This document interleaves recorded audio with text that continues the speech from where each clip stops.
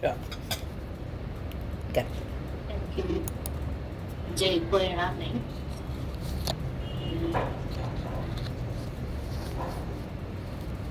आजचं जे व्याख्यान आयोजित केलेलं आहे त्याचे व्याख्याता जे झालेले आहेत, आपण लवकरच सुरू करूया.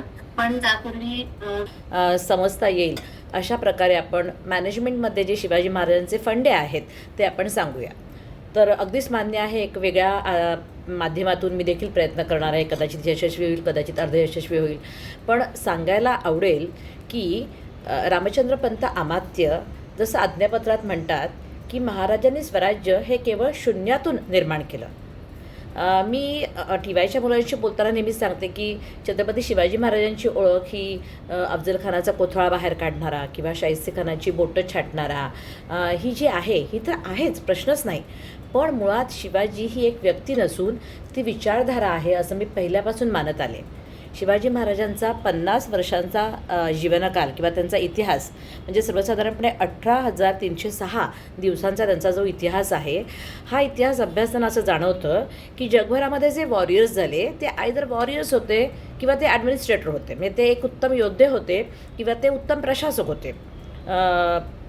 जगज्जेता नेपोलियन ज्याला म्हटलं जातं की जो फिजिकली 5 फूट 2.5 इंचाचा होता, त्याच्याबद्दल बोलताना त्याचा प्रतिस्पर्धी असं म्हणाला होता की एकटा नेपोलियन जेव्हा रणमैदानात आहे तेव्हा तो 50,000 माणसांच्या बरोबरचा आहे.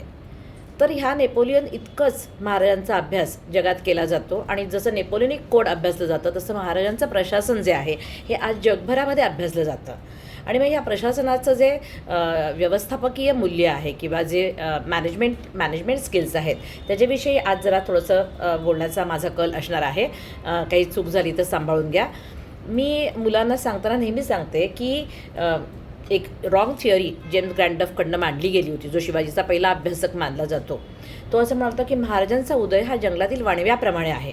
It was just configuration in जंगल.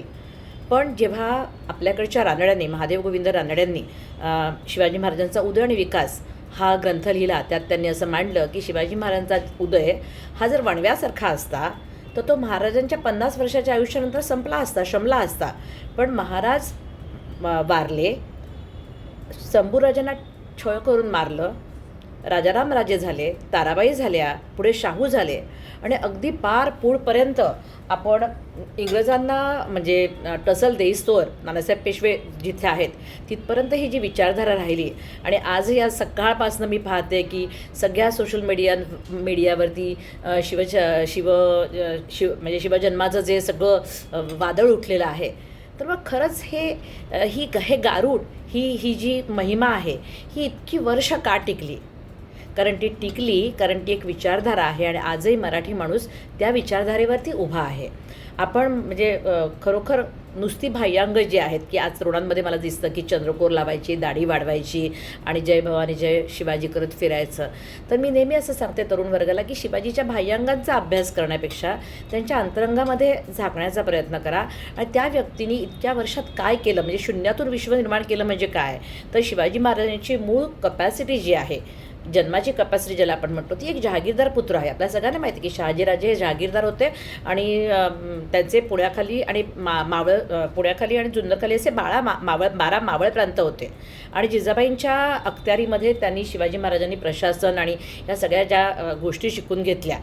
तर त्याच्यामध्ये मी मुलांना नेहमीच सांगते की रायगडावर जेव्हा आपण जातो तेव्हा रायगडाच्या प्रवेशद्वारावरती आपल्याला एक सिंहाचं चिन्ह पाहायला मिळतं. हा सिंह कसा आहे तर त्या सिंहाच्या 4 पायांखाली 4 मुंडकी दाबलेली आहेत आणि एक मुंडकं त्याने त्याच्या शेपटीमध्ये आवळलेलं आहे आणि हा सिंह वरती उत्तरेकडे बघतोय. हे महाराजांचं प्रतीक आहे. महाराष्ट्रामध्ये ज्या आदिलशाही, निजामशाही, बरीदशाही, कुतुबशाही या ज्या 5 पातशाह्या होत्या, इमादशाही, या ज्या 5 पातशाह्या होत्या, या 5 पातशाह्यांची मुंडकी आपल्या पायांखाली आणि शेपटीमध्ये घालून महाराज वरती बघतात, उत्तरेकडे बघतात. आणि हे उत्तरेकडे बघणं हे एक प्रकारचं आव्हान आहे. हे आव्हान अशासाठी आहे की संपूर्ण आसमंत जेव्हा हिरवा आहे, म्हणजे अल्लाउद्दीन खिलजीच्या स्वाऱ्यानंतर जेव्हा महाराष्ट्रामध्ये, दख्खनमध्ये इस्लामी सत्ता यायला लागल्या, या सगळ्या इस्लामी सत्तांना जर कोणी थोपवण्याचा प्रयत्न केला असेल स्वराज्य ही संकल्पना जर कोणी मांडली असेल, अर्थात स्वराज्य ही संकल्पना जिजाऊन आईसाहेबांच्या डोक्यातनं आली असली, ती त्यांनी त्यांच्या शिवाजीराजांच्या माध्यमातून पूर्ण केली असली, तरी हा एक फार मोठा विचार आहे. म्हणजे लक्षात घ्या, जेव्हा आपण मॅनेजमेंटच्या अनुषंगाने मी आज महाराजांचं चरित्र थोडंफार चर्चा करण्याचा प्रयत्न करते, तेव्हा सगळ्यात पहिले मला असा विचार करायला लागला, कॉमर्सच्या लोकांकडनं शिकून घ्यायला लागलं की मॅनेजमेंट म्हणजे काय, मॅनेजमेंटची व्याख्या काय आहे. तर जेव्हा अनेक व्याख्या पाहिल्या तेव्हा मला असं आढळलं की मेरी पार्कर फॉलेट याने जी व्याख्या केली आहे की management is a art of getting things done through other peoples. आपलं जे इप्सित आहे, आपलं जे उद्देश आहे, हा उद्देश इतर लोकांच्या सहाय्याने पूर्ण करून घेणं, याला मॅनेजमेंट असं म्हणतात, याला व्यवस्थापन असं म्हणतात. कित्येक वेळा माझ्या वयाच्या आयांचा हा एक्सपिरियन्स असतो की मला काम करणं सोपं आहे, पण माझ्या मुलीकडनं त्या परफेक्शनमधनं काम करून घेणं हे अवघड आहे. मी तेजस्विनीलाही नेहमी म्हटलं की अभ्यास करणं सोपं आहे, पण मुलांकडनं अभ्यास करून घेणं अवघड आहे, कारण त्यासाठी तिची एक पूर्वपीठिका तयार करावी लागते. छत्रपती शिवाजी महाराजांच्या बाबतीत जर आपण असं म्हटलं तर सगळ्यात पहिला मुद्दा असा येतो की त्यांनी कधीच आपल्या कुळाचा किंवा जहागीरदारीचा बडेजाव न करता 18 पगड जातींमध्ये बाळ शिवाजी मिक्स झाले, त्यांच्याबरोबर ते खेळत वाढत मोठे झाले. अर्थात हे जिजाबाईंचे संस्कार आहेत. आणि म्हणून आपण जेव्हा त्यांच्या सवंगड्यांचे सगळ्यांची नावं पाहतो आणि जीवाला जीव देणारी ही जी माणसं शिवाजीच्या चरित्रात आपल्याला पाहतो, ज्याच्यामध्ये बाजी पासलकर आहेत किंवा शिवा काशीद आहेत किंवा यसाजी कंक आहेत किंवा जीवा महाला आहेत, तर सगळ्यात पहिला हा अतिशय महत्त्वाचा मुद्दा आपल्याला दिसतो की जातींची बंधनं तोडत महाराज पुढे गेले. व्यवस्थापन कौशल्यामधला जो पहिला मुद्दा असतो की सगळ्यांना बरोबर घ्या आणि तुमच्यामध्ये असं काहीतरी असलं पाहिजे की त्यांनी तुमची लिडरशिप मान्य केली पाहिजे. ज्याप्रमाणे म्हटलं जातं की शिवरायांचे 8वावे रूप, शिवरायांचा 8वावा प्रताप अवघा भूमंडळी, ते खरोखरच आहे की म्हणजे वर्गात 40 मुलं आमची ऐकत नाहीत एका वेळेस, तेव्हा अख्खा महाराष्ट्र त्यांच्या बोलण्याचं पालन करतो, त्यांच्या आज्ञेचं पालन करतो. म्हणजे त्या व्यक्तिमत्वामध्ये तसं काहीतरी असणार हे तर निश्चित आहे. लक्षात घ्या, जेव्हा मॅनेजमेंटची काही तत्त्वं मी इथे या ठिकाणी बोलणार आहे आणि त्याविषयी मग आपण आपला विषय पुढे नेणार आहोत, तर त्यावेळेस रानडे देखील असंच म्हणतात की हे सगळं आहे की अन्याय आहे, अत्याचार आहे, कुठल्याही प्रकारची आशा नाही, आशेचा किरण नाही, बरोबर आहे. इस्लामी किंवा ज्याला आपण आसमानी आणि सुलतानी संकटं म्हणतो, ती आसमानी आणि सुलतानी संकटं आहेत. सगळं एका बाजूला आहे, संतांनी केलेली पार्श्वभूमी एका बाजूला आहे, हे सगळं आहे. पण छत्रपती शिवाजी महाराज नाहीत, म्हणजे ते व्यक्तिमत्व नाही, तर ही क्रांती होऊ शकत नाही. कवी परमानंदसुद्धा असं म्हणतात, अनिरुद्ध सरस्वती देखील असं म्हणतात की त्या व्यक्तीने ते घडवून आणलं, ते माध्यम आहेत. आणि स्वतः शिवाजी महाराज हे मान्य करतात की स्वराज्य व्हावं ही श्रींची इच्छा आहे, पण ते एक टीमवर्क आहे. आणि मॅनेजमेंटचा माणूस हा नेहमी टीमवर्कला महत्त्व देतो. जिथे शिवाजी महत्त्वाचे आहेत, तिथे नेताजी महत्त्वाचे आहेत, तिथे बहिर्जी नाईक महत्त्वाचे आहेत. मला फार हा शब्द आवडतो, शिवनेत्र हा शब्द आम्ही बहिर्जी नाईकांसाठी वापरतो आणि खरोखर ते शिवाजींचे नेत्र आहेत. आपण एक एक करता आपण जेव्हा पुढे जाऊ तेव्हा आपल्याला कळेल की शिवाजींची प्रत्येक मोहीम ही मोहीम होण्याच्या अगोदर ती कागदावरती झालेली आहे आणि त्याची सगळी जी बित्तम बातमी जी आहे ही बहिर्जी नाईकांकडनं आलेली आहे. तेव्हा एक एक पाहता आपल्याला असं दिसतं की लीडिंग बाय एक्झाम्पल्स. आपण आता एक एक मॅनेजमेंटची तत्त्व पाहत आपल्याला शिवाजी महाराजांचा उलगडा करून घ्यायचा आहे. लीडिंग बाय एक्झाम्पल्स, स्वतःला आपण पुढे ठेवायचं आहे. शिवचरित्र हे कृष्ण नीतीवरती अवलंबून आहे. गोष्टी सांगेन युक्तीच्या चार हे महत्त्वाचं आहे, पण जिथे शिवाजी असणं गरजेचं आहे तिथे शिवाजीच आहेत बरं का. म्हणजे जेव्हा अफजल प्रतापगडावरती आला, अर्थात तिथं फार मोठा एक प्रकार आहे की अफजल खान यायला निघाला आणि पंडित गोपीनाथांना अगदी समजावून सांगितल्याप्रमाणे, शिवाजीचे वकील आहेत ते, आणि ते हेजिबी करतात.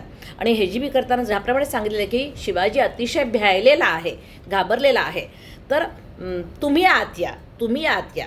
लक्षात घ्या, अफजल शिवाजीला चिथवतोय. त्याने पंढरपूरच्या मंदिरावरती हल्ला केला किंवा त्याने मंदिरं तोडली किंवा फलटणच्या निंबाळकराला त्याने पकडलं.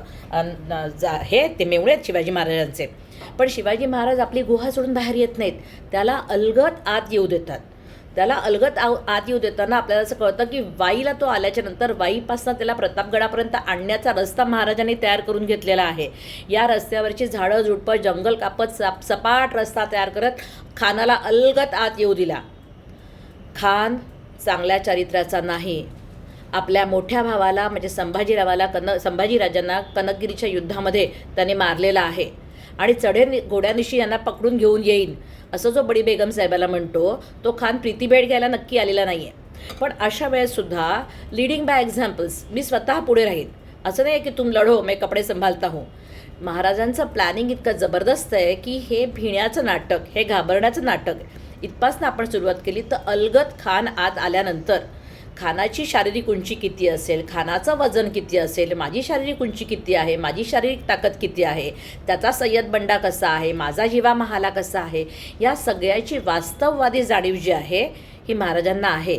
आणि म्हणून त्या ठिकाणी जेव्हा ती प्रत्यक्ष प्रीतीभेट घेण्याचा खानाने प्रयत्न केला आणि आपल्या सगळ्यांना माहिती आहे की वाघनखांचा वापर महाराजांनी केला आणि वाघनखांच्या माध्यमातून आणि कट्यारीच्या माध्यमातून त्यांनी खानाला जे जायबंदी केलं, तर ज्याला मी इनोव्हेटिव्ह आयडियाज इन मॅनेजमेंट असं म्हणते, त्या इनोव्हेटिव्ह आयडियाजमध्ये माझ्या माहितीत तरी वाघनखांचा असा उपयोग शिवाजीच्या आधी कोणी केल्याचा इतिहासात आलेला नाही आहे.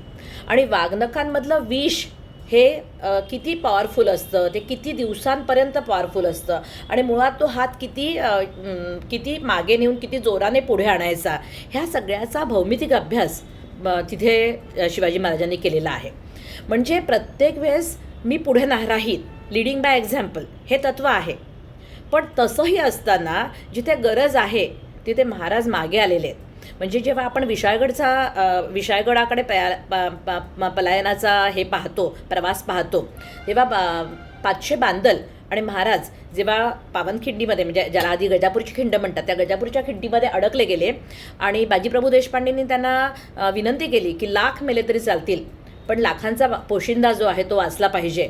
आणि अगदी मनात नसताना सुद्धा शिवाजी महाराज पुढे गेले आणि मग ते विशाळगडी सुखरूप पोहोचल्यावरती त्यांनी तोफा डागल्या. आणि तोवर आपण पाहतो की ही अशी माणसं आहेत की समोर मृत्यू दिसत असताना सुद्धा ती लढत राहिली. म्हणजे अलीकडच्या मुलांना तानाजी चित्रपट आल्यानंतर किंवा हे चित्रपट आल्यानंतर बाजीप्रभू देशपांडे समजत आहे, ती खरंच खेदाची गोष्ट आहे. कारण आमची तर लहानपणच त्याच्यात त्या गोष्टी ऐकण्यात गेली. आणि म्हणून खरंच कधीतरी तेजू असं म्हणते की आज आम्ही जे काही आहोत ते खरोखर सांगतो की शिवचरित्रातलं थोडं कणकण जरी आपल्यामध्ये आला ना तरी तो जो आहे सगळा सोहळा तो संपन्न होत असतो, प्रयास जो आहे तो संपन्न होत असतो. तर मी असं म्हणते की लीडिंग बाय एक्झाम्पल्स, प्रत्येक गोष्टीमध्ये स्वतः असणं हे फार महत्त्वाचं आहे. लक्षात घ्या, अगदी थरारक क्षण आहेत, अगदी थरारक एपिसोड्स आहेत. म्हणजे लाल महालावरचा कमांडो रेड, तुमच्या आजच्या मॅनेजमेंटच्या भाषेमध्ये म्हणायचं झालं तर लाल महालावरच्या कमांडो रेड किंवा छापा जो आहे, रात्रीचा छापा जो आहे, तिथे पण महाराज स्वतः आहेत. प्रतापगडावर महाराज स्वतः आहेत. आग्र्यामध्ये महाराज स्वतः आहेत. म्हणजे असा कुठलाही एक्झाम्पल नाही की जिथे महाराज स्वतः नाही आहेत. त्यांचं स्वतःचं तिथे असणं हे फार महत्त्वाचं आहे. आणि हे मॅनेजमेंटमधलं सगळ्यात महत्त्वाचं स्किल आहे की लीडर पुढे असतो. लोक लीडरला का मानतात, केव्हा मानतात, जेव्हा त्यांना असं वाटतं की आपण ह्याच्यासाठी प्राण दिला तरी हा आपली काळजी घेईल. आणि हे पुन्हा तिथे येतं की शिवचरित्रामध्ये अनेक वेळा हा उल्लेख येतो की शिवाजी शोक व्यक्त करतात तानाजी मालुसरेंच्या मृत्यूनंतर की गड आला पण सिंह गेला. पण आपल्याला माहिती पाहिजे की तानाजीसारखा प्रचंड मोठा वीर योद्धा असो किंवा साधा शिपाईगडी असो, त्यांच्या शहादतीनंतर, त्यांच्या वीरगतीनंतर महाराजांनी त्यांच्या पत्नींची चोळी बांगडीची सोय केल्याची अनेक उदाहरणं आपल्याला दफ्तरी वाचायला मिळतात.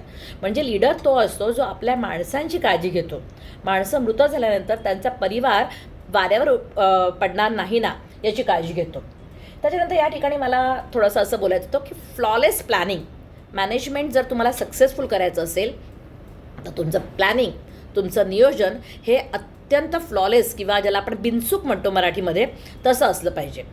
महाराजांची कुठलीही मोहीम बघा, ही मोहीम अगदी परफेक्ट प्लॅन्ड आहे. प्लॅन ए तयार आहे, प्लॅन ए फसला तर प्लॅन बी तयार आहे. हे सगळं कशामुळे होतं? हे सगळं होण्यामागे सगळ्यात महत्त्वाचं म्हणजे शत्रूला कधी कमी लेखायचं नाही, त्याच्या सगळ्या कपॅसिटीजचा अभ्यास करायचा, त्या भूगोलाचा अभ्यास करायचा, त्या हवामानाचा अभ्यास करायचा. जसं की नेपोलियन रशियामध्ये हरला तेव्हा असं म्हटलं जातं की जनरल विंटर डिफिट्स नेपोलियन. तर मी नेहमी असं म्हणते की शिवाजीराजे जे इथे जिंकले तर शिवाजी महाराजांचा जनरल कोण होता माहिती आहे? तो सह्याद्री होता. सह्याद्रीच्या गडेकोटांनी इथल्या लोकांना संरक्षण दिलं आणि ही लोकं अशीच कणखर, ताठर आणि ताठ मानेची बनली. रिचर्ड टेम्पल जो आहे ब्रिटिश इतिहासकार, तो असं म्हणतो की इथली माणसं मोडतील पण वाकणार नाहीत. तर मी असं म्हणतो की हा जो भूगोल आहे आपला, हे जे आपलं हवामान आहे, ह्याने आपल्याला मदत केलेली आहे. प्लॅनिंग ज्याला मी म्हणते, त्या प्लॅनिंगमध्ये रोमांचक म्हणून तर आपण अफजलबदाचा उल्लेख केलाच, पण शाहिस्तेखान जो शिवाजींच्या लहानपणाच्या घरामध्ये म्हणजे लाल महालामध्ये आहे. लक्षात घ्या, शाहिस्तेखान दस्तूरखुद्द औरंगजेबाचा मामा आहे आणि आपल्या मामाला शिवाजी विरुद्ध औरंगजेब पाठवतो आणि असा हलका फुलका नाही आहे बरं, बरीच युद्ध, काबूल कंदाहारपर्यंतची युद्ध त्याने जिंकलेली आहेत. आणि तो जेव्हा येतो 3 वर्ष महाराष्ट्रात उरावर बसून राहतो. तो 1600मध्ये महाराष्ट्रात आला आणि 1663पर्यंत त्याने काय केलं तर फक्त एक चाकणचा छोटा किल्ला तो घेऊ शकला आणि त्यानेच तो एवढा हवालदिल झाला की तो काय त्या भानगडीत पडायच्या, महाराजांच्या अंगावर जायच्या भानगडीत पडत नव्हता. पण आपल्या एरियाजमध्ये आग लावत होता, विहिरींमध्ये विष टाकत होता, मुलीबाईंना उचलत होता आणि त्यामुळे शेवटी शिवाजीराजांना त्याच्या अंगावर जाणं भाग पडलं. लक्षात घ्या, शिवाजी महाराजांचा जो लाल महालावरचा छापा आहे तो दिवस निवडण्यापासून महाराजांची नियोजन सूचकता आपल्याला दिसते. ते दिवस आहेत ते रोजांचे दिवस आहेत, ज्या कालावधीमध्ये सूर्यास्तानंतर लोक जेवतात आणि भरपेट जेवतात आणि रात्री सुस्त झोपतात आणि सकाळी सूर्योदयापूर्वी ते खातात, म्हणजे जेवण घेतात. बरोबर आहे.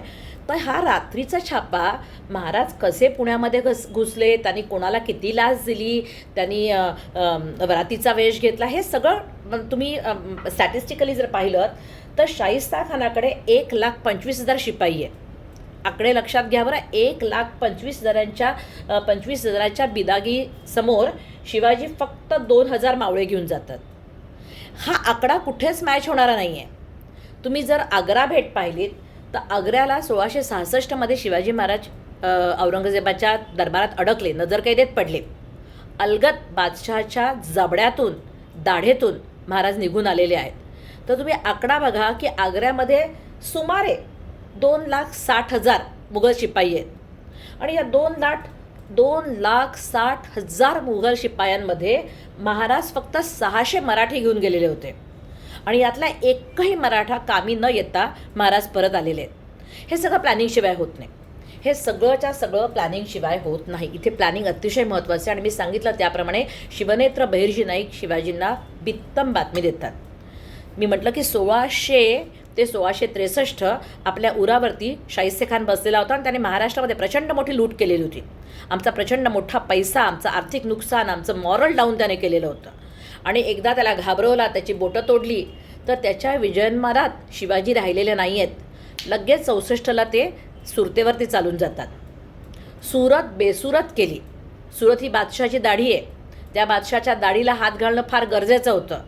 या सुरतेतून जे व्यापारी व्यापार करतात त्या व्यापारातून 18 लाख रुपये जकात प्रतिवर्षी औरंगजेबाला मिळते आणि या सुरतेवरती छापा घालणं महाराजांना गरजेचं वाटतं, कारण तिकडनंच तुम्हाला पैसा मिळणार आहे.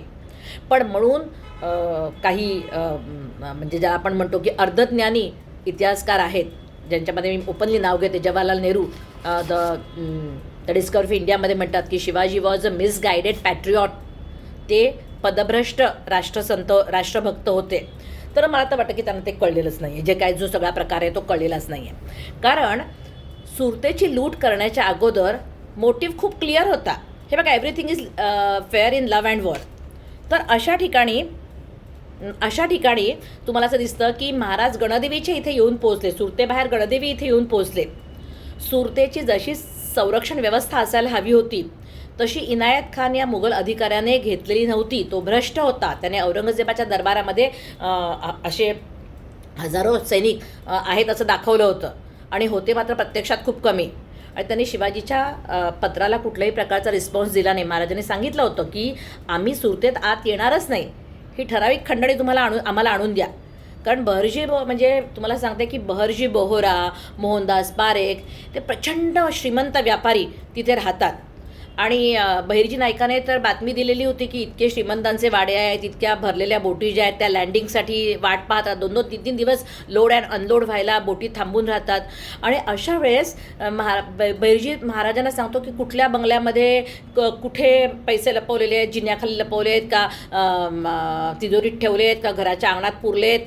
नशीब सांगितलं नाही की महाराजांनी प्रत्येकाच्या खिशात किती पैसे आहेत. पण एवढी सगळी बित्तम बातमी असताना शिवाजी जेव्हा जातात तर इनायत खान शिवाजींना हे देत नाही ना, काही उत्तर देत नाही. आणि मग नाईलाजाने आतमध्ये शिरायला लागतं. आणि जी सगळी सुरत लूट चाललेली आहे त्याच्यामध्ये शिवाजीवरती एक भ्याड हल्ला झाला. इनायत खानाकडनं दूत शिवाजीकडे आला आणि या दूताला नेहमी एक राजकीय सन्मान द्यायचा असतो आणि म्हणून त्याला समोर उभा केला. तेव्हा त्याने काय म्हणतात चॉपरने शिवाजींवरती हल्ला केला. आणि दुपारची वेळ असल्यामुळे शिवाजीच्या बाहूमध्ये ती कट्यार लागली आणि त्यांचं भरपूर रक्त जायला लागलं आणि 2 मिनिटासाठी ते मूर्छित झाले. आणि लोकांना असं वाटलं की शिवाजी महाराज निवारतले, काहीतरी वाईट गोष्ट झाली.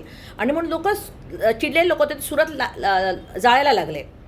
पण ह्यावेळेस आपल्याला माहिती पाहिजे की अबालवृद्धांना हात लावला जाणार नाही, महिलांना हात लावला जाणार नाही, मंदिरं, गिरिजागृह म्हणजे चर्च आणि मशिदींना हात लावला जाणार नाही, अशी शिवाजींची सक्त ताकीद होती.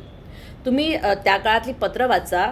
एका हॉलंडच्या विधवेचा तिथे वाडा होता आणि ती तिच्या मुलींबरोबर तिथे राहत होती. निनादराव बेडेकरांनी याचा उल्लेख केलेला आहे. ती तिथे राहत होती आणि जेव्हा शिवाजींचे पथकं बाहेर फिरायला लागली तेव्हा ती बाई घाबरली. वाटलं तर आपल्यावरती हल्ला होणार. तेव्हा तिला कळवलं गेलं की नाही, तुम्ही बायकाच या घरात आहात व तुमच्या घराला इथे संरक्षण दिलं गेलेलं आहे. काय म्हणतात वेढा लूट चालू असताना मोहनदास पारेख या मुसलमान व्यापाऱ्याचा मृत्यू झाला.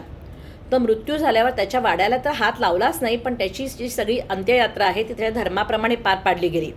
तर हे सगळं पाहताना मला काही गोष्टी तुमच्या नजरेस आणून द्यायच्या आहेत. लक्षात घ्या, सुरतेमध्ये जो पैसा मिळाला तो सगळा पैसा, ती सगळी लूट जी आहे ती लोहगडावर गेली. आणि तिचा पैसा न पैशाचा हिशोब जो आहे हा हिशोब तुम्हाला सरकारी कागदपत्रांमध्ये सापडतो. शिवाजी स्वतःही त्याला लूट हा शब्द वापरत. सुरतेवर लूट मारली हे असे शब्द आहेत. आणि ती लुटलीच आहे, पण त्यातला कुठलाही पैसा स्वतःसाठी नाही आहे. लक्षात घ्या, महाराजांनी एकदा नाही 2दा सुरत लुटली. एकदा 64मध्ये लुटली आणि एकदा 70मध्ये लुटली. आणि त्यांना कल्पना आलेली होती की सुरतेची जी सामाजिक, राजकीय, आर्थिक, धार्मिक, कारण तिकडनं हजला प्रवासी जायचे, त्याची महती काय आहे. आणि मग ती तशी महती आहे आणि बादशाला जर आपली दहशत बसवायला हवी आहे तर तशाच गोष्टीला हात लावला पाहिजे. बादशाह जो काय म्हणतात आलमगीर बादशाह जो आहे ना, तो असा कळवळतो की ज्याने शिवाजी महाराजांना कायम पहाडो का चुहा, डोंगरातला उंदीर म्हणून कमी लेखलं, तर तो आपल्याला एवढा भारी पडतोय. म्हणजे खरोखर अंगावर काटे उभे राहतात की ही मराठेशाही औरंगजेब संपवू शकला नाही, त्याला इथे महाराष्ट्रात यावं लागलं आणि इथे मोकळ्या हाताने इथे महाराष्ट्रात त्याला छत्रपती संभाजीनगर इथे गाडून घ्यावं लागलं. म्हणजे 25 वर्ष तो इथे येऊन राहिला. लक्षात घ्या, औरंगजेब हलका नाही, मुघल तख्त हलकं नाही.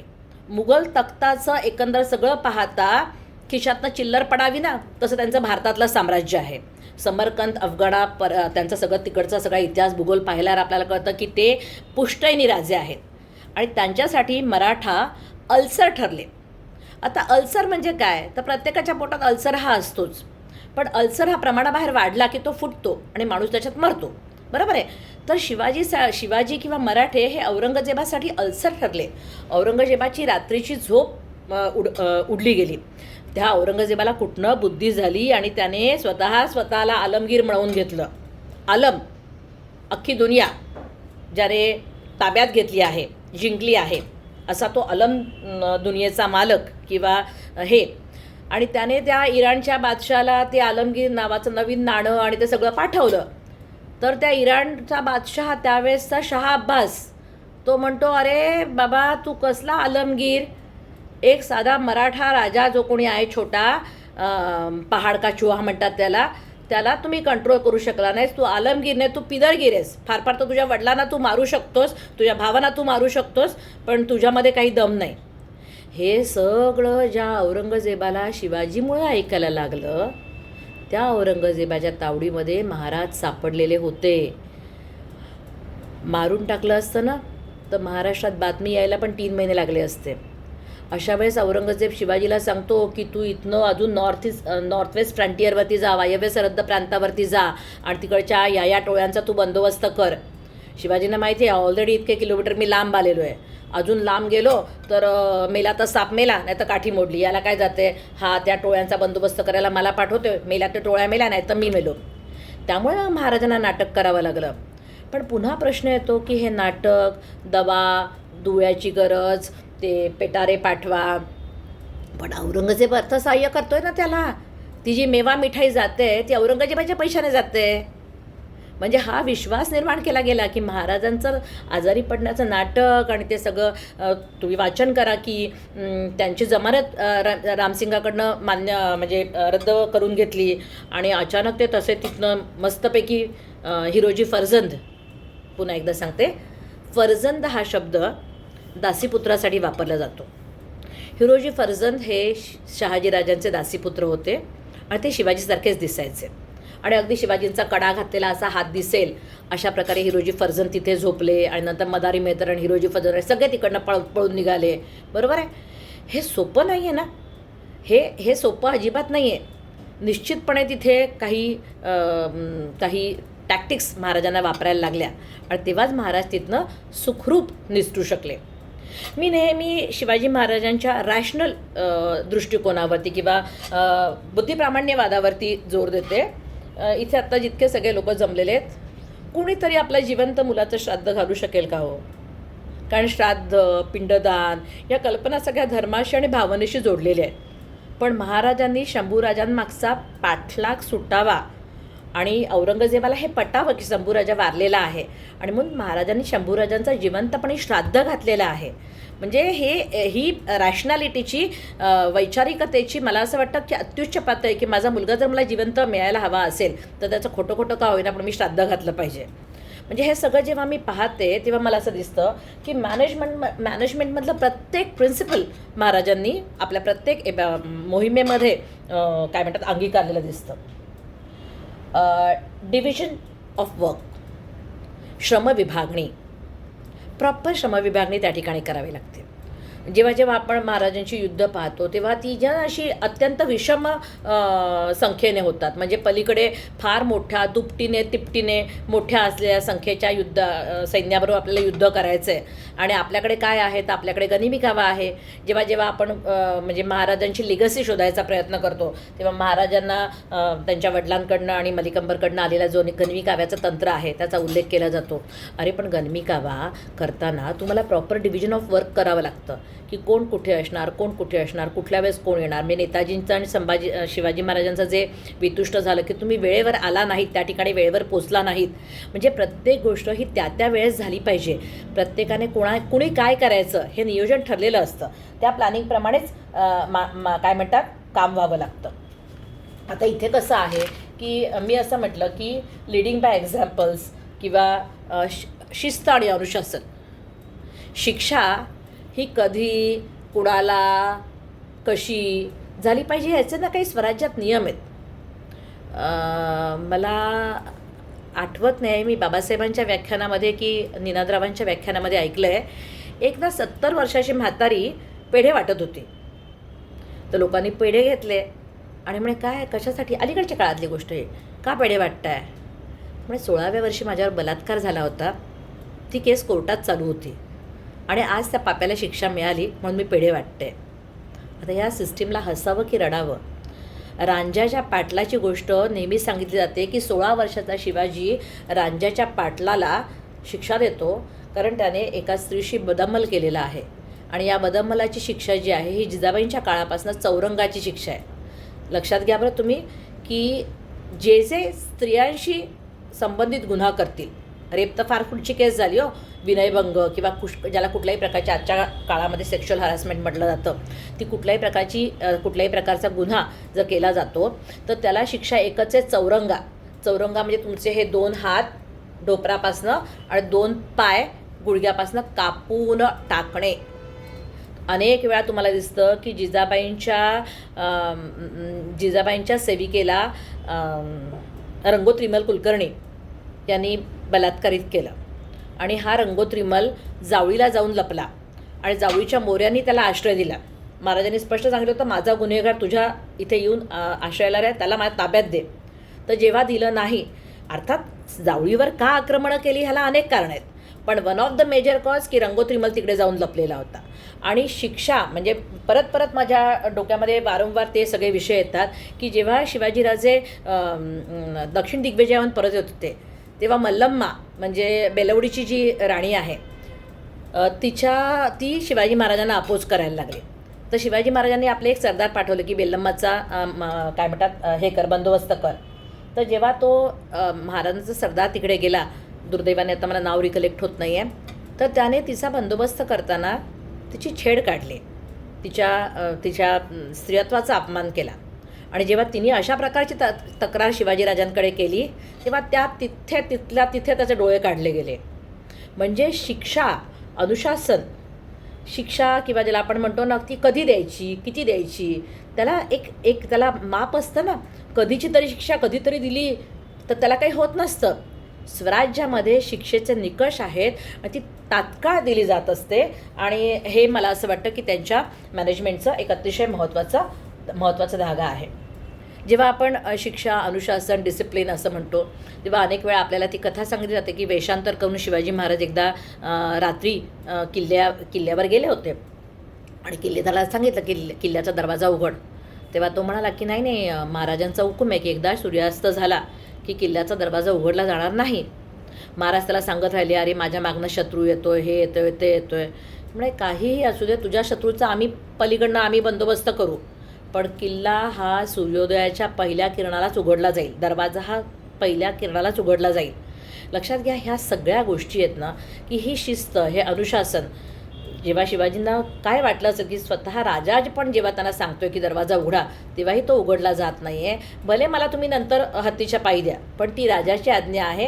And nation first, king or anyone comes after that. राष्ट्र पहिले. स्वराज्य हा शब्दच इतका महत्त्वाचा आहे की आम्हाला नंतर हे होम रूल आणि हे सगळे शब्द पण मला तरी बोथट वाटतात, स्वराज्यापुढे फिटे वाटतात. की देव, देश आणि धर्मासाठी हे जे स्वराज्य निर्माण केलेलं आहे त्या स्वराज्यासाठी जे जे करता येईल ते केलं जाईल.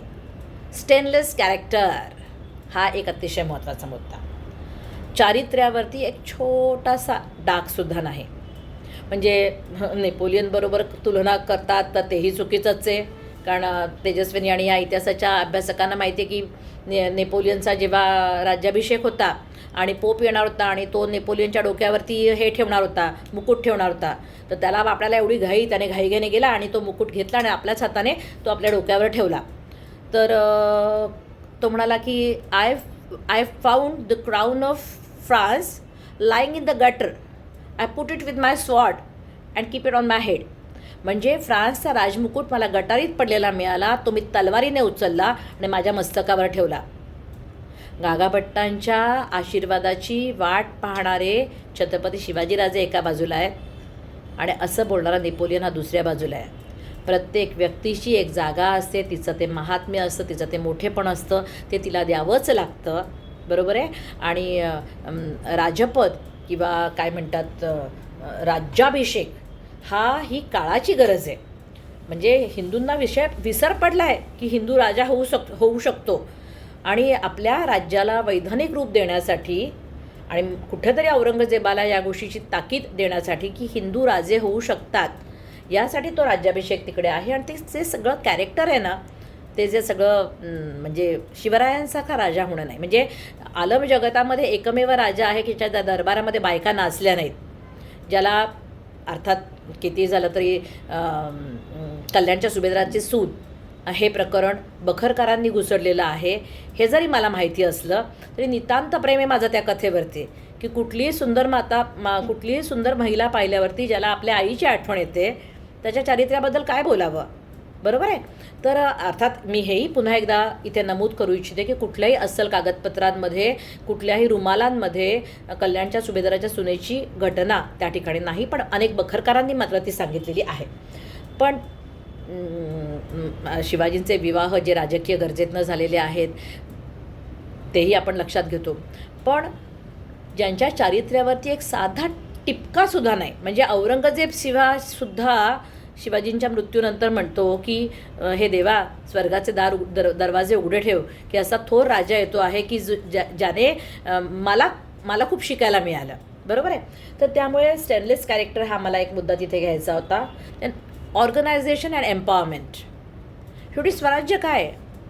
स्वराज्य ही एक ऑर्गनायझेशन आहे. तिला महाराजांनी एम्पॉवर्ड केलं.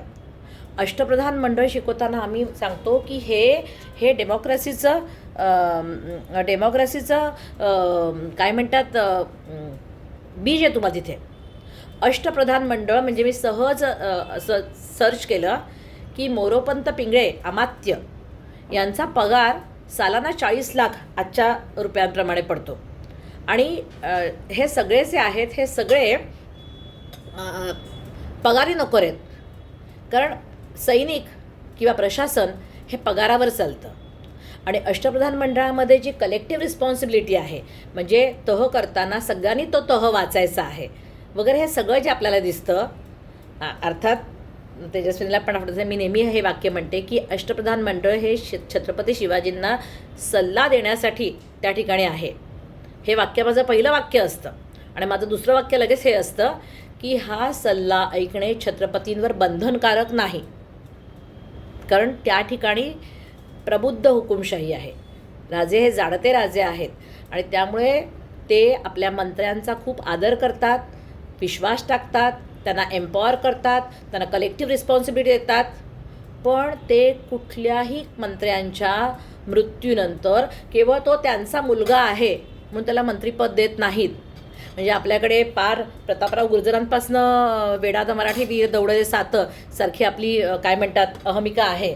पण म्हणून महाराजांनी कुठल्याही मंत्र्यांच्या मुलांना केवळ तो मंत्र्यांचा मुलगा आहे म्हणून दुसरा मंत्री केलेला नाही आहे. हे लक्षात ठेवण्याची गोष्ट आहे की ज्याच्या अंगी जसे गुण तसाच तो पुढे जाईल. मागच्या वेळेस माझ्या टी व्हीवरच्या मुलाखतीमध्ये मी म्हटलं होतं की उपेक्षू नको गुणवंता अनंता ही स्वराज्याची थीम आहे की तिथे जर तुम्ही खरोखर गुणवंत आहात तर इरिस्पेक्टिव्ह ऑफ तुम्ही कुठल्याही जातीचे असाल, तुम्ही महिला असाल किंवा तुम्ही पुरुष असाल किंवा कुठल्याही धर्माचे असाल तर तुम्हाला तिथे उपेक्षिलं जाणार नाही. तुमच्या गुणांचं चीज जे आहे ते होणार आहे. नंतर मला असं म्हणायचं होतं की no compromise on core values. तुमच्या ज्या कोर व्हॅल्यूज असतात, तुमची जी नैतिक मूल्ये असतात, त्या नैतिक मूल्यांबरोबर कधीही कॉम्प्रोमाइज किंवा तडजोड केली जाणार नाही. कारण राजे आज सगळेच म्हणजे आज आपण सगळे जे उद्या उत्साहात शिवजयंती साजरी करणार आहोत, आज इतक्या वर्षांनंतरसुद्धा महाराज आपल्या मनामध्ये जिवंत आहेत. लक्षात घ्या, त्याचं कारणच हे आहे की ते त्यांच्या व्हॅल्यूजवरती राहिले आणि त्यांच्या व्हॅल्यूजवरती, त्यांच्या नैतिक मूल्यांवरतीच ते झगडत राहिले आणि त्यामुळे त्याच्याशी कुठल्याही प्रकारची तडजोड जी आहे ती झालेली नाही आहे. नंतर मिनिमाइज द रिस्क. जेव्हा आपण मॅनेजमेंट शिकतो तेव्हा जी रिस्क आहे, रिस्कला आपण काय म्हणतो, जो धोका आहे तो मिनिमाइज करा. प्रत्येक मोहिमेमध्ये तो धोका मिनिमाइज केलेला आहे. मी तुम्हाला म्हटलं की अफजलला आत येऊ दिलं, महाराज नाही बाहेर गेले, अफजलला आत आत आत प्रतापगडापर्यंत आणला. बरोबर आहे. छापा टाकला, पटकन बाहेर आले. आग्र्याला गेले, अरे आग्र्याला गेले पण ते कसे असे शाही राजासारखे गेले. आग्र्यामध्ये मुस्लिम स्त्रिया पडदा बाजूला ठेवून महाराजांना बघायला आलेल्या होत्या की असा कोण राजा आहे की जो राजाच्या दिमाखात आला. आणि खरोखर म्हणजे आग्रा भेटीचं वर्णन करावं तेवढं थोडं आहे. ते जेव्हा पळाले ना तिकडनं, त्यांच्यावरती तुम्हाला माहिती असायला पाहिजे की रणअंदाज खान आणि फौलाद खान हे आजच्या भाषेतले जे 3rd डिग्री किंवा एन्काउंटर स्पेशालिस्ट ज्याला आपण म्हणतो, 3rd डिग्री स्पेशालिस्ट किंवा एन्काउंटर स्पेशालिस्ट असं ज्याला म्हणतात, तसा रणअंदाज खान आणि फौलाद खान महाराजांवरती बसवलेला होता. आणि हे गेले पळून हातावर तुरी देऊन. त्यांची हे झाली ना एकदम की आता महाराजांना औरंगजेबाला काय सांगायचं. तर तो म्हणतो की पक्षी बनून उडून गेला की भुईने गेला की गुटखा खाऊन गायब झाला माहीत नाही, पण शिवाजी पसार झाला. म्हणजे हे खरोखर अवघड आहे ना. मी तुम्हाला सांगितलं 2,60,000 माणूस आहे, त्यांच्या पहाऱ्यात तुम्ही आहात, त्यांच्या पहाऱ्यातनं तुम्ही निसटून येता. खाऊ नाही आहे हा, याला प्रचंड मोठं मॅनेजमेंट, याला प्रचंड मोठी स्किल लागते. काय केलं असेल ते केलं असेल, कोणाला पैसे दिले असतील, कोणाला विकत घेतलं असेल. अर्थात पेटाऱ्या, अनेक ठिकाणी पेटाऱ्यांचाच उल्लेख आहे की पेटाऱ्यांमधनं हे दोघंही पसार झाले, पितापुत्र जे आहेत ते. तर त्यामुळे मला असं म्हणायचं होतं की रिस्क जी आहे ती मिनिमाइज करण्याकडे महाराजांचा सतत कल होता. आता तो मॅनेजमेंटचं एक आपलं खास तेजस्विनी बरोबर चाललंय ना फ्लो? तेजस्विनी होय होय हां होय होय हां, कारण आपल्याला तुम्हाला मॅनेजमेंट विषय दिल्यामुळे मला स्वॉट ॲनालिसिसकडे जाणं गरजेचं वाटतं. आता स्वॉट ॲनालिसिस मॅनेजमेंटचं अगदी त्या लोकांचं खास तत्त्व असतं की स्वॉट, S stands for strength, W stand for weakness, O stand for opportunities and T stand for threats. प्रश्न जितका गंभीर तितके उत्तर शोधा खंबीर. परत एकदा बोलते, प्रश्न जितका गंभीर तितके उत्तर शोधा गंभीर. Weaknesses are not weaknesses but they are the opportunities to improve yourself. स्वॉट ॲनालिसिस तुमच्यामध्ये काय चांगलं आहे, काय वाईट आहे, कुठे वाढवता येईल, कुठे कमी करता येईल, या ॲनालिसिसला मॅनेजमेंटमध्ये खूप महत्त्व असतं. हे सगळंच तर दिसतं ना आपल्या स्वराज्यात. हे आपल्याला सगळं स्वराज्यात दिसतं की आपली स्ट्रेंथ काय आहे. आपल्याला चांगल्या प्रकारे माहिती आहे ही आपली स्ट्रेंथ आहे. 500 बांदल आपल्याकडे आहेत, 500 बांदल सरदार आपल्याकडे आहेत, बरोबर आहे. मागणं येतो आहे सिद्धी जोहरचा जावई आणि आपण नाही, आपल्याला आपलं ॲनालिसिस करता आलं पाहिजे. आपण एवढ्या माणसांसमोर नाही उभं राहू शकणार. धारातीर्थी पडलेत आपले बाजीप्रभू देशपांडे, बरोबर आहे. किती तुम्ही वरती चढा, दगड टाका, म्हणजे शिर मोडल्यानंतर लढत राहा, पण आपल्याला आपल्या स्ट्रेंथचा ॲनालिसिस असतो की आपण नाही आता अशा वेळेस गोष्टी सांगेन युक्तीच्या चार. 2 पावलं पुढे गेल्याच्या नंतर गरज पडली तर मी 1.5 पाऊल मागे येईन. तिथे अट्टास तसा नाही आहे की मी मेलो तरी चालेल. मग आग्र्याला मेले असते की आग्र्याला त्यांचं अंत झाला असता, पण त्यांना माहिती आहे की आत्ता मला इथनं निघणं गरजेचं आहे. कारण आपल्या स्ट्रेंथचा आणि आपले जे आपल्याकडे जे कमीपणा आहे, म्हणजे आपण तुलनेने आपल्याकडे काही गोष्टी कमी असतात, कधी शस्त्र कमी असतं, कधी सैन्य कमी असतं, तर ह्या कमीपणांचा, या विकनेसेसचा आपल्याला अंदाज घ्यावा. लक्षात घ्या, मी नेहमी म्हणजे मला फार आश्चर्य वाटतं की 120 किलोच्या वरचा साधारणपणे अफजल खान आहे. अक्षरशः जे ते चित्र पाहते जितक्या वेळा मला कळतं की महाराज त्याच्या छातीच्या खाली आहेत, लक्षात घ्या, उंचीने. म्हणजे इतक्या शारीरिक तुल्यबळाने असलेल्या शत्रूला जो माणूस अंगावर घेतो ती स्ट्रेंथ आहे. आणि ही स्ट्रेंथ जी आहे ना, ही मनगटात नसते बरं का, ही इथे असते. म्हणजे भिडायचं त्याला एक जिगर लागते. ती स्ट्रेंथ आहे. ती स्ट्रेंथ आपल्याला प्रत्येक ठिकाणी पाहायला मिळते. स्ट्रेंथ, विकनेस, अपॉर्च्युनिटीज, काय संधी आहेत आपल्याला, या संधीचं आपण कसं सोनं करू शकतो. आपण आता सुरतेवर गेलं तर आपल्याला किती मिळेल, काय मिळेल, त्याचा फायदा तुम्ही सगळा सिक्वेन्स लागलेला आहे. हो, इयर्सचा सगळा सिक्वेन्स तुम्ही समजून घ्या. 60ला शाही सेकान येऊन पडला, तिथे राहिला. 63पर्यंत त्याने आम्हाला लुटला. 64ला आम्ही काय म्हणतात सुरत लुटले. नंतर आम्ही शिवलंका जी आहे, सिंधुदुर्ग किल्ला जो आहे तो बांधायला घेतला. किल्ले स्थापत्य हा एक वेगळा पूर्ण दिवसाचा विषय आहे. लक्षात घ्या, जंजिरा जिंकता येत नाही आहे म्हणून महाराजांनी त्याच्यासमोर पद्मदुर्ग किल्ला बांधला, ज्याला अगदी कौतुकाने आम्ही मालवणी माणसं शिवलंका असं म्हणतो. शिवाची लंका, शिवाजी महाराजांची लंका, असं एक अद्भुत रम्य सिंधुदुर्गचा किल्ला जो आहे तो तिथे बेट नसताना समुद्रामध्ये भर घालून तयार केला गेला. मग ह्याला पैसे कुठून येणार सगळीकडनं. स्वराज्याकडे पैशाची कमतरता आहे. आमच्याकडे ऑलरेडी आसमानी संकट आहेच ना, दुष्काळ आहेत आणि ह्या सगळ्या समस्यांमधनं स्वराज्याला पैशाची गरज आहे. तर मला असं म्हणत होतं की ह्या सगळ्याचा विचार त्या ठाई आहे. स्वॉट ॲनालिसिस जो आहे तो त्या ठिकाणी आहे. नंतर मला असं म्हणायचं होतं की इनोव्हेशन, जसं मी मगाशी म्हटलं की वाघनखांचा मी उल्लेख केला. Thank you Jayashree madam. जसं मी वाघनखांचा उल्लेख केला की वाघनखांचा वापर, किंवा खूप अभिमानाने आम्ही म्हणतो की फादर ऑफ इंडियन नेव्ही. लक्षात घ्या, फार शब्द महत्त्वाचे आहेत. नेव्ही आपल्याकडे नव्हती असं नाही बरं. तेजस्विनी मुलांना शिकवते. म्हणजे चौळ राजे जे आहेत, चोळ राजांनी समुद्रांवरती युद्ध केली, बरोबर आहे. पण महाराज हे राष्ट्रीय आरमाराचे निर्माते आहेत आणि आपण त्या कल्याण नगरीचे काय म्हणतात नागरिक आहोत. कौतुक वाटतं आपल्याला की इथे जहाज बांधणीची खऱ्या अर्थाने सुरुवात झाली. आणि कसं आहे ना की ही जहाज बांधणी जेव्हा सुरू झाली ना, तेव्हा पहिल्या काही वर्षामध्ये महाराजांनी इकडनं सगळीकडनं ते शिकून घेतलं आणि जहाज बांधणी झाली. तर पहिल्या काही इंग्रजी रेकॉर्ड्समध्ये असं म्हणतात की कधी भिकारी नौका तयार केल्या आहेत. ह्या नौका ज्या आहेत ना ह्या एकदम तकलादू आणि भिकारी आहेत. आणि तेच रेकॉर्ड्स 25 वर्षानंतर असं म्हणतात की सागरामध्ये सुई माशापेक्षा जास्त गतीने वाहणाऱ्या ह्या ज्या मराठ्यांच्या नौका आहेत ना हे एक अजब कोडं आहे. म्हणजे इनोव्हेशनचा, आपल्याकडच्या असणाऱ्या फणसाच्या लाकडाचा आणि सगळ्या इनोव्हेटिव्ह आयडियाजचा उपयोग करत आपल्याकडे स्वदेशी आरमाराची निर्मिती जी आहे ती त्या ठिकाणी केली गेली. परत या ठिकाणी मला महाराजांची सायंटिफिक हे दिसते की हिंदूंनी समुद्र पार केला तर धर्म बुडतो.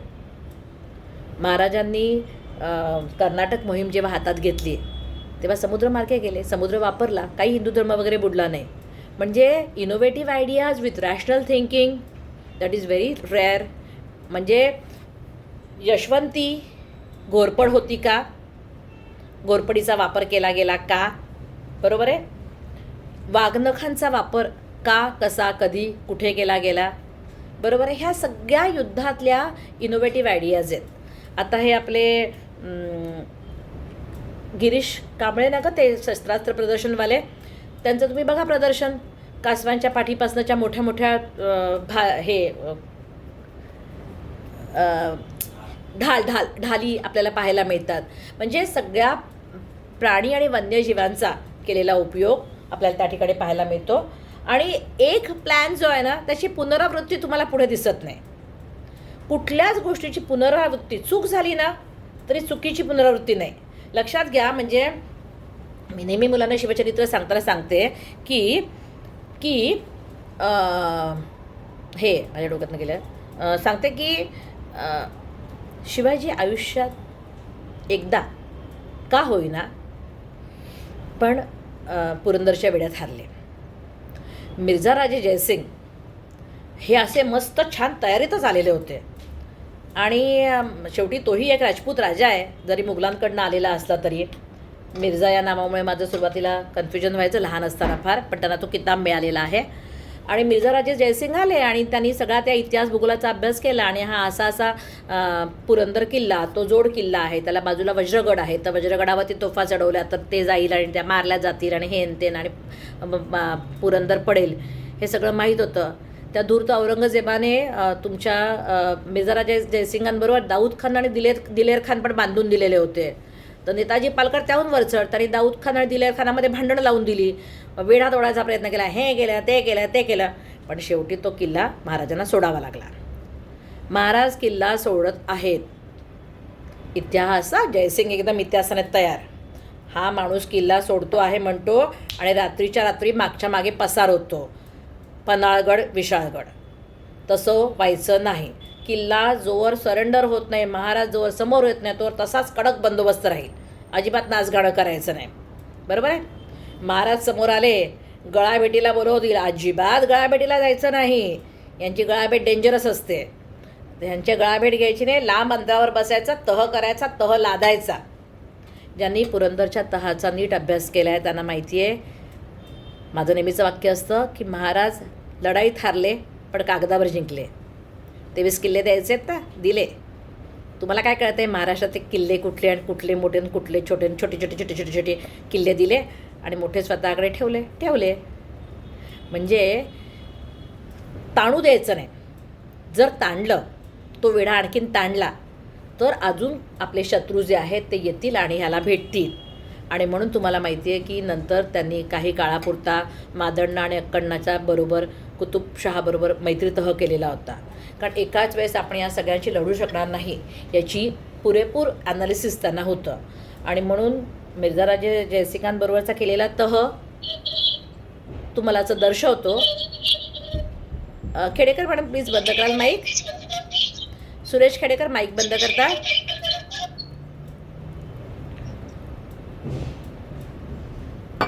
हां, तर मला असं सांगायचं होतं, सुरेश खेडेकर प्लीज माईक बंद करता.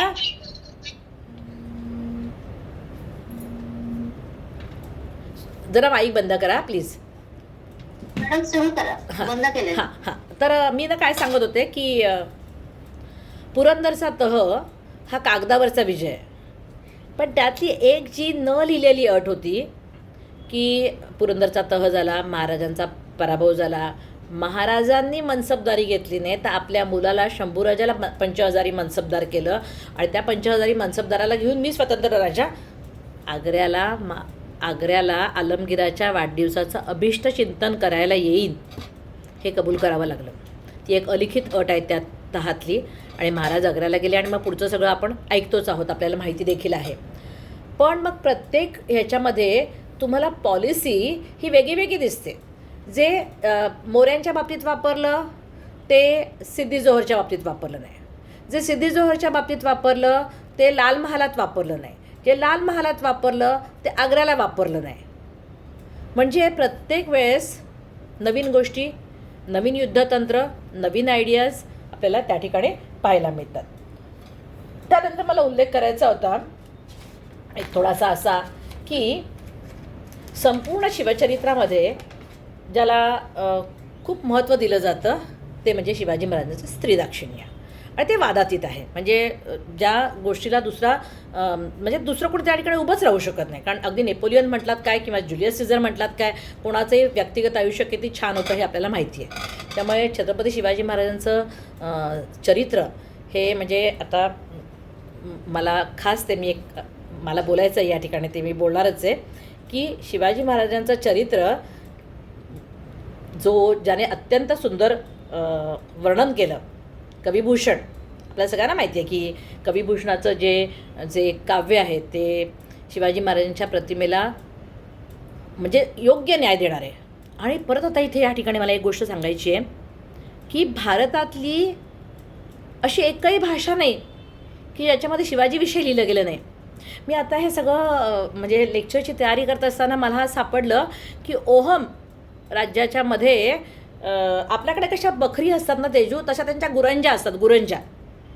त्या गुरंजांमध्ये शिवाजींचं वर्णन केलं आहे आणि त्याची तुलना शिवाशी केलेली आहे, म्हणजे शंकराशी केलेली आहे.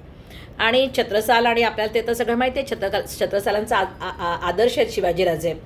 तर कानडीत काव्य आहेत, राजस्थानी भाषेत काव्य आहेत, ओहम ची भाषा आहे त्यात काव्य आहेत.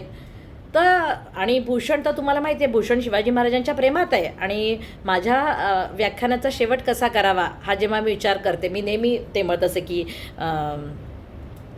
जीवनातील तव शौर्याचा एकच क्षण दे, तव तेजाचा एक किरण दे, पुसू पानिपत पुन्हा लिहाया अमुचा भारत, व्यास वाल्मिकी येतील धावत. पण आज जेव्हा मी भूषणाचं एक काव्य वाचलं ना तर मला त्याचा थोडासा एक रफ मराठी अनुवाद करताना मला असं वाटतं की भूषण असं म्हणतो की ब्रह्मदेवाच्या मुखातून निघाल्यामुळे ही वाणी जी आहे ही तिन्ही लोकांमध्ये अत्यंत पवित्र झालेली आहे. या वाणीने राम आणि युधिष्ठिर यांचं वर्णन केल्यामुळे वाल्मिकी आणि व्यास यांनी ती वाणी अधिक पावन करून ठेवलेली आहे. आणि नंतर भूषण स्वतःबद्दल म्हणतो की या कलियुगातल्या इतर नृपनरेशांचं वर्णन केल्यामुळे माझी मलिन झालेली वाणी शिवाजी राजा तुझं वर्णन केल्यामुळे परत पवित्र झालेली आहे. माझी या ठिकाणी भावना ही काही अशी आहे की गेल्या काही वेळामध्ये, काही मिनिटांमध्ये मी माझ्या अल्पमतीने मला जितके महाराज कळले तितके ते आपल्याला सांगायचा प्रयत्न केला. थोडीशी घाई निश्चित झाली असेल, कारण मुळात ना खरंच सांगते की अनेक वर्ष मराठ्यांचा इतिहास शिकवते, पण अजूनही मन भरलेलं नाही आणि अभ्यास तर अजिबात पूर्ण झालेला नाही. त्या पूर्ण अभ्यासातला मी तर म्हणेन त्या सगळ्या समुद्रातला एक घागरभर पण माझ्याकडे आलेली नाही आहे. आणि पुन्हा मी सांगते ना, म्हणजे खरंच मला या गोष्टीचं कौतुक वाटतं की महाराष्ट्राचंही दिल्लीचेही तख्त राखतो महाराष्ट्र माझा. लक्षात घ्या, शिवाजी नसते तर ची आपण कल्पनाच नाही करू शकत. जो न होता तो सबकी होती सुनता आहे तर काय म्हणतात जगजाहीर आहे. पण शिवाजी आहेत, पुढे शंभूराजे आहेत आणि पुढे महादजी आहेत. आणि म्हणून नंतरच्या काळामध्ये दिल्लीच्या दरबारामध्ये बसायला महादजींना तख्त दिलेला आहे. आणि दिल्लीच्या राण्यांना किती तनखा द्यायचा ते आमचे महादजी शिंदे ठरवायचे. हे लक्षात घ्या तुम्ही. म्हणजे मला खरोखर अंगावरनं ते जे रोमांच उभे राहतात की मी जेव्हा ह्याला गेले, काशी विश्वेश्वराच्या दर्शनाला गेले आणि तिकडे पांडे असतात ना, गुरुजी असतात, तर माझी ओळख करून दिली की ह्या मराठी आहेत, त्या महाराष्ट्रातनं आहेत. तर ते म्हणाले, तुम्हा कारणे राहिले हे मंदिर जे आहे हे आज तुमच्या मराठी लोकांमुळे राहिलेलं आहे. म्हणजे कोणीतरी काहीतरी करून ठेवलं आणि आपल्याला त्याचं म्हणजे उत्तरदायित्व पेलण्याची पण ताकद आपल्यात नाही आहे. मी नेहमी सांगते की शिवाजी यासाठी शिकायचा की आपल्या स्वतःच्या आयडेंटिटीमध्ये आपण जे राष्ट्रकार्य करत आहोत, आपण म्हणजे म्हणतात ना की बॉर्डरवर जाऊन लढल्यानेच काही राष्ट्रकार्य होत नसतं. मी आज 30 वर्ष नोकरी केली, भरपूर पैसा कमवला, पण त्याबरोबर जर मी काही विद्यार्थी जे मी कौतुक करत नाही तेजस्विनीची किंवा फ्लॅटरी करत नाही, की जे विद्यार्थी म्हणजे एक अंतरात्म्याने अंतर्उर्मीने इतिहासाचा अभ्यास करायचा प्रयत्न करतात, तो इतरांपर्यंत पोहोचवण्याचा प्रयत्न करतात, आणि हे खरंच गरजेचं आहे. आज शिवचरित्र का गरजेचं आहे? आज बॉस्टन विद्यापीठामध्ये, केम्ब्रिज विद्यापीठामध्ये, ऑक्सफर्ड विद्यापीठामध्ये शिवाजीचे अभ्यास केंद्र आहेत. बरोबर आहे. लोक त्यांच्या मॅनेजमेंटचा, लोक त्यांच्या नियोजनाचा, लोक त्यांच्या वॉर सिस्टीमचा, गनिमी काव्यांचा अभ्यास करतात. लोकांचा राजा एवढासा असतो तर ते एवढं सांगतात, तर आपला राजा एवढा मोठा आहे तर आपण आभाळभर सांगायला पाहिजे, आणि सांगण्याच्या अगोदर ते आपल्याला स्वतःला कळलं पाहिजे. म्हणजे तेजू, मी नेहमी म्हणते की गौतम बुद्ध कळतात पण वळत नाहीत, पण महाराज हे आपल्याला कळतात आणि ते आपल्याला वळलेही पाहिजेत. आपल्या दैनंदिन जीवनामध्ये जिथे जिथे कसोटीचा क्षण येतो, जिथे जिथे आपल्याला उदासीन व्हावं झाल्यासारखं वाटतं, तेव्हा आपल्याला महाराज आठवले पाहिजेत की इतका सगळा घाण आणि निराशाजनक वातावरण असताना, आया बहिणींना सुरक्षितता नसताना, पुण्यामध्ये गाढव्याचा नांगर चालवला गेलेला असताना महाराज तिथे ठामपणे उभे राहिले आणि स्वराज्याची निर्मिती केली, आणि केवळ शून्यातनं निर्मिती केली, आणि ती पुढे अनेक शेकडो वर्ष चालू राहिली. आणि आजही आमच्या मनामध्ये ती स्वराज्याची, ती डेमोक्रॅटिक लाईफची, ती स्त्रीदाक्षिण्याची, ती देव, देश आणि धर्म अभिमानाची जी तीव्र हे आहे ना, भावना आहे ना, ती त्या ठिकाणी तशीच आहे. इथे बोलून मी माझं व्याख्यान जे आहे ते संपवते. थोडीशी घाई झाली असेल तर ती भावनेच्या आवेगात झाली, समजून घ्या. आणि तुम्हाला जर काही प्रश्न विचारायचे असतील तर नक्की विचारा, मी अल्पमतीने उत्तर देण्याचा प्रयत्न करेन. Tejaswini, over to you.